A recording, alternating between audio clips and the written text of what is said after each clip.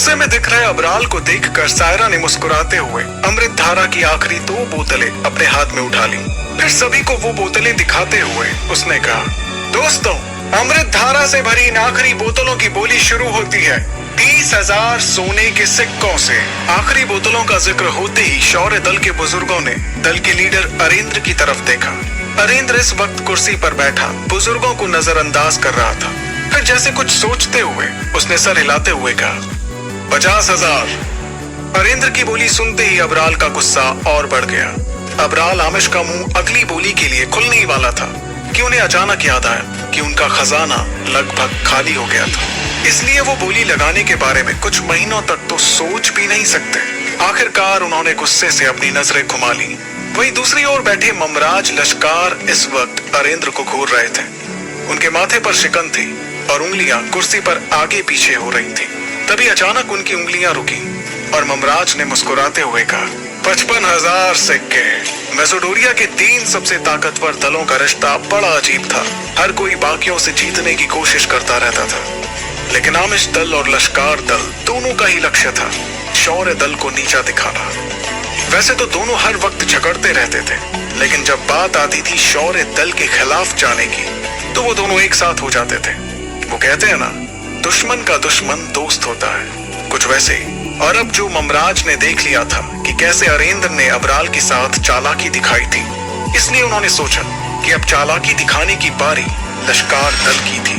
तभी ध्रुव के पिता अरेंद्र ने बिना परेशान हुए अपनी बोली बढ़ाई, 65,000।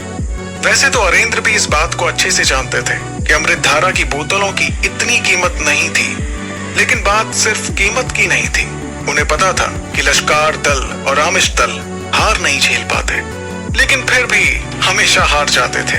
तभी ममराज ने मुस्कुराते हुए अरेंद्र से कहा, ये तो कुछ ज्यादा ही है अरेंद्र।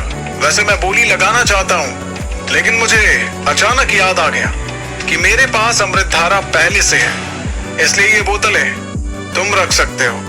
ममराज इसलिए मुस्कुरा रहे थे क्योंकि उनका मकसद सिर्फ शौर्य दल के लिए बोली बढ़ाना था और अबराल का घाटा देखने के बाद वो बहुत बड़ा रिस्क नहीं लेना चाह रहे थे। अपनी जीत की बात सुनते ही अरेंद्र ने कुर्सी पर पीछे होते हुए खुद से फुसफुसाया, इसे ये बात 2 मिनट पहले नहीं याद आ सकती थी, मेरे 10,000 सिक्के बच जाते। अपने पिता की बात सुनकर ध्रुव ने मन में सोचा कि तीनों दल के लीडर बिल्कुल एक जैसे ही थे। तभी उसने मंच पर खड़ी सायरा को देखा, जिसने अपना छोटा सा हथौड़ा पत्थर पर मारते हुए नीलामी खत्म होने का इशारा किया। और इसी के साथ ध्रुव ने एक राहत की सांस ली। वो जानता था कि आज की कमाई महीनों तक चल जाएगी। अब सिर्फ एक काम बाकी था, करिश्माई पाउडर के लिए सामान ढूंढना। अपनी कामयाबी को अपने करीब आते देख ध्रुव ने खुद से कहा, वो दिन ज्यादा दूर नहीं जब मैं एकलव्य बन जाऊंगा। अब जो नीलामी खत्म हो चुकी थी तो ध्रुव ने दल से दूर होने का बहाना बना लिया था। वो भीड़ में छुपते हुए मुख्य द्वार से बाहर निकला। ध्रुव ने दरबार नीलामी घर के पास की एक झुग्गी में हकीम वाले काले कपड़े पहले ही रख दिए थे। उसे पता था कि शायद उसे ज्यादा वक्त ना मिले, इसलिए उसने ऐसा किया था। फिर उसी झुग्गी में जाकर ध्रुव ने वो कपड़े पहने और नीलामी घर की तरफ चलने लगा। नीलामी घर में सायरा ने एक खबरी तैनात कर रखा था जो उस रैंक 4 के हकीम को ढूंढ रहा था। लेकिन ध्रुव जैसे ही अंदर आने वाला था, उसे एक नौकरानी ने अपने पीछे आने को कहा। वो उन्हें नीलामी घर के पीछे के हिस्से में ले गई, जहाँ उसने ध्रुव को चाय नाश्ता कराया। ध्रुव नौकरानी को देख ही रहा था कि विदुर ने ध्रुव की अंगूठी में से सवाल किया, नीलामी खत्म होने में कितनी देर बाकी है। विदुर की आवाज सुनकर वो लड़की घबरा गई। वो वैसे भी काले कपड़ों में हकीम का चेहरा नहीं देख पा रही थी और इतनी भारी आवाज से वो चौंक गई थी। फिर घबराते हुए उस लड़की ने कहा, जनाब, नीलामी तो खत्म हो गई है। सायरा मैडम नीलामी का हिसाब किताब कर रही हैं, वो आती होंगी। वहीं ध्रुव को समझ नहीं आ रहा था कि ये लड़की इतना घबरा क्यों रही थी, लेकिन वो कुछ भी कहकर अपना खेल खराब नहीं करना चाहता था, इसलिए उसने चुप रहना ही सही समझा। सच तो ये था कि चरक गुरु ने इस लड़की को समझाया था कि कैसे भी करके हकीम को खुश करना है, इसके लिए चाहे उसे जो करना पड़े, लेकिन हकीम को किसी भी चीज के लिए ना नहीं करना है, किसी भी चीज के लिए। और इसी वजह से वो लड़की घबरा रही थी कि ना जाने वो बूढ़ा हकीम उसे क्या करने को कहते। वो पिछले 1 साल से नीलामी घर में थी और मेहमानों की इच्छाओं को अच्छी तरह से समझती थी, इसलिए जब भी विदुर कुछ कहते वो बेचारी सर से पैर तक कांपने लगती। उसे डर था कि कहीं वो हकीम उससे कुछ गलत काम ना करवाए, क्योंकि उसे आदेश मिला था कि हर कीमत पर उसे उस हकीम को खुश रखना था, और इसलिए वो चाहकर भी मना नहीं कर पाती। वो लड़की कुछ 10 मिनट तक ऐसे ही कांपती रही। तभी दरवाजे पर किसी के कदमों की आवाज सुनाई दी। वो आवाज सुनते ही उस लड़की का कप कपाना अचानक बंद हो गया। तभी दरवाजा खुला और सायरा ने अंदर आते हुए पूछा, अरे आप जल्दी आ गए। वैसे मुझे उम्मीद है कि इसने आपको खुश किया होगा। उसे देखकर ध्रुव की धड़कन तेज हो गई। सायरा के इत्र की खुशबू महसूस कर उसके शरीर में कुछ कुछ होने लगा था, लेकिन सायरा के सवाल का जवाब देते हुए ध्रुव ने हामी भरते हुए अपना सिर हिला दिया।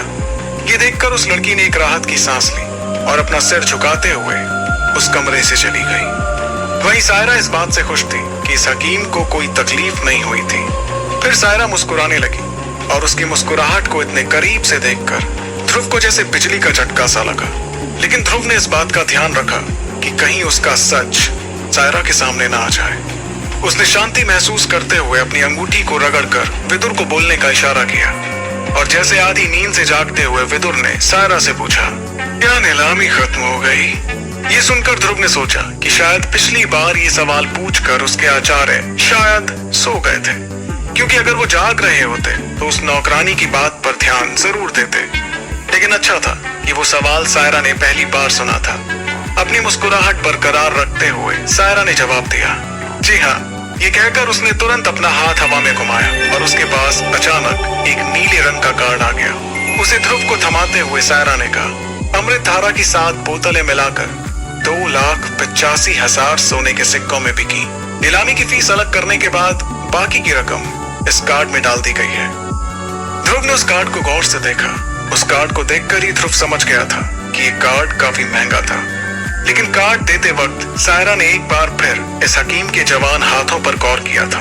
वो ध्रुव का हाथ देख ही रही थी कि विदुर ने अचानक कहा, ये रकम तो मेरी उम्मीद से बहुत ज्यादा है। लोग आपके नीलामी घर के बारे में बिल्कुल ठीक कहते हैं। आपके जैसा दाम कोई और नहीं दिला सकता। इतने में कमरे में चरक गुरु दरवाजा खोल कर आए। उन्होंने उस हकीम और सायरा को देखकर अपना सिर झुकाया और चुपचाप खड़े हो गए। सायरा ने चरक गुरु को नजरअंदाज किया और खुश होते हुए अनजान हकीम यानी ध्रुव से कहा, अगर आपको फिर से कुछ बेचना हो तो यहाँ बेझिझक आ जाइएगा। मैं वादा करती हूँ आपको सबसे अच्छा दाम दिलाकर रहूंगी। सायरा की बात पर ध्रुव ने अपना सिर हिलाया और वो नीला कार्ड अपने पास रख लिया। तभी अंदर से विदुर की आवाज आई, मैंने जिस सामान की आपसे बात की थी, क्या आप उसे ढूंढ पाए? इस सवाल पर सायरा ने मुस्कुराते हुए जवाब दिया, जी बिल्कुल। दरबार परिवार कभी किसी को निराश नहीं करता। हमें सारा सामान मिल गया। ये कहकर सायरा ने चरक गुरु को इशारा किया और उन्होंने ताली बजाकर पहरेदारों से एक चांदी की थाली बुलवाई। जैसे ही पहरेदार चांदी की थाली लेकर आए, चरक गुरु ने उन्हें जाने को कहा और फिर खुद उस थाली को उठाकर अनजान हकीम यानी कि ध्रुव को वो थाली में रखा सामान दिखाने लगे। फिर थाली को टेबल पर रखते हुए चरक गुरु ने कहा, आपको जो चाहिए था हमें वो सब मिल गया। थाली में रखा सामान देखकर ध्रुव की आंखों में चमक आ गई। वो समझ गया कि ये नीलामी घर कोई आम नीलामी घर नहीं था। अगर ध्रुव खुद ये चीजें ढूंढने निकलता तो ना जाने कितना वक्त लग जाता, लेकिन दरबार नीलामी घर ने तो 2 दिन से भी कम वक्त में सारा सामान ढूंढ लिया था। ये सोचकर ध्रुव बहुत खुश हो गया कि विदुर अब करिश्माई पाउडर बना सकते हैं। तभी ध्रुव की अंगूठी में से विदुर ने कहा, सामान के लिए शुक्रिया और मैं आपको तकलीफ देने के लिए माफी चाहता हूँ, लेकिन मैं इसे ऐसे नहीं ले सकता। आप इसकी कीमत इस कार्ड से काट लीजिए। ध्रुव ने जैसे ही ये सुना तो उसने वो नीला कार्ड बाहर निकाला।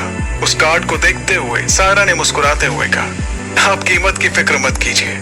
ये सारा सामान हमारे वेयर हाउस में रखा हुआ था और इनकी कीमतें भी बाहर के मुकाबले काफी कम है। और शायद आप नहीं जानते, लेकिन आपकी 2 नीलामियों से हमारे नीलामी घर का रुतबा और ज्यादा हो गया है। हम आपसे इसकी कीमत कैसे ले सकते हैं? सायरा की बात सुनकर विदुर ने जवाब में कहा, ठीक है, तो फिर ये आपके तरीके से ही करते हैं। जब भी मुझे किसी चीज की जरूरत होगी तो उसके बदले मैं आपके लिए अमृत धारा बना दूंगा। इसके बाद ध्रुव ने उस थाली में से सामान उठाकर अपने झोले में रख लिया। तभी विदुर ने कहा, ठीक है, तो मैं चलता हूँ, मुझे एक जरूरी काम से जाना है। अब जो ध्रुव को करिश्माई पाउडर के लिए सारा सामान मिल गया था, तो उसने सायरा से विदा ली और उठकर वहां से जाने लगा। तभी सायरा ने उससे कहा, मैं और चरक गुरु आपको बाहर का रास्ता दिखा देते हैं। ये कहकर सायरा और चरक गुरु ने चलना शुरू किया और ध्रुव चुपचाप उन दोनों के पीछे जाने लगा। उस कमरे से बाहर निकलकर सायरा ध्रुव को नीलामी हॉल के पास से ले गई। तभी अचानक ध्रुव की नजर 3 लोगों पर पड़ी। वो लोग हॉल से निकलकर बाहर आ रहे थे। ध्रुव ने घबराते हुए थोड़ा तेज चलना शुरू कर दिया। वो बस यही प्रार्थना कर रहा था कि कहीं उसके पिता अरेंद्र उसे पहचान न ले। वैसे तो ध्रुव पूरी तरह से कपड़ों से ढका हुआ था, लेकिन फिर भी उसे डर था कि कहीं उसके पिताजी उसे पहचान न ले। वो 3 लोग मैसेडोनिया के सबसे ताकतवर दलों के लीडर थे, जो एक दूसरे को देखकर बनावटी मुस्कान दे रहे थे। और जैसे ही तीनों एक दूसरे से थोड़ा दूर हुए तो जैसे तीनों के चेहरे के हाव भाव ही बदल गए। तीनों लीडर हॉल से बाहर जा रहे थे और लोग उनके रास्ते से हट रहे थे। सब जानते थे कि मैसेडोनिया के सबसे ताकतवर दलों के रास्ते में आने का अंजाम शायद अच्छा नहीं होगा। अरेंद्र ममराज को देखकर आधे मन से बातचीत करने लगे। तभी अरेंद्र की नजर अचानक चरक गुरु और सायरा पर पड़ी। उन्हें देखकर वो रुक गए, जिसके बाद ममराज ने भी सायरा की तरफ अपनी नजरें घुमाई। उन दोनों को हैरानी में देख अबराल ने भी जानना चाहा कि आखिर वो दोनों किस चीज से इतना चौंक गए थे। तीनों की नजर इस वक्त दरबार नीलामी घर की मालकिन सायरा दरबार पर थी, जो धीरे धीरे चल रही थी। अरेंद्र और बाकी दोनों नीलामियों में आते रहते थे, इसलिए वो तीनों जानते थे कि सायरा, जो कि हर वक्त मुस्कुराती रहती है, असलियत में बहुत घमंडी थी। आज की नीलामी खत्म होने के बाद लश्कार दल के लीडर ममराज ने उसे दावत पर बुलाया था, लेकिन सायरा ने प्यार से उन्हें मना कर दिया था। इस बात से सभी समझ गए थे कि सायरा के करीब जाना इतना आसान नहीं था। लेकिन इस वक्त सायरा खुद किसी मेहमान को बाहर का रास्ता दिखा रही है, और ये देखकर तीनों दल के लीडर कुछ ज्यादा ही चौंक गए थे। फिर तीनों की नजर सायरा के पीछे चल रहे आदमी पर पड़ी। वो आदमी सर से पैर तक ढका हुआ था, जिसका चेहरा बिल्कुल दिखाई नहीं दे रहा था। उससे बात करते हुए चरक गुरु के चेहरे पर एक मुस्कुराहट थी, जिसे देखकर अरेंद्र समझ गए थे कि इस वक्त इस मेहमान की चापलूसी की जा रही थी। सायरा के बर्ताव से तो सब हैरान थे, लेकिन चरक गुरु के ऐसा करने पर सबको ये जानने की इच्छा हुई कि आखिर ये मेहमान है कौन। आखिर मैसेडोनिया का अव्वल दर्जे का हकीम होने की वजह से चरक गुरु सिर्फ सबसे जरूरी लोगों से ही मिला करते थे, जिनमें तीनों दल के लीडर्स भी थे। और वो तीनों जानते थे कि चरक गुरु बहुत कम बात किया करते थे, लेकिन आज अचानक उनके चेहरे पर चापलूसी भरी मुस्कुराहट देखकर तीनों दलों के लीडर ये जानने को बेताब हो रहे थे कि आखिर ये जरूरी मेहमान था कौन। तभी अरेंद्र ने उस कपड़ों से ढके हुए आदमी को देखकर सोचा, आखिर ये आदमी है कौन। इस आदमी ने दरबार नीलामी घर की मालकिन और मेरी नजर में सबसे जानकार हकीम को ऐसा बर्ताव करने पर कैसे मजबूर किया।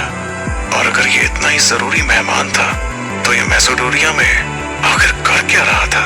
अरेंद्र ने अपने अगल बगल में देखा कि कैसे अबराल और ममराज भी उस आदमी को देखकर हैरान दिख रहे थे।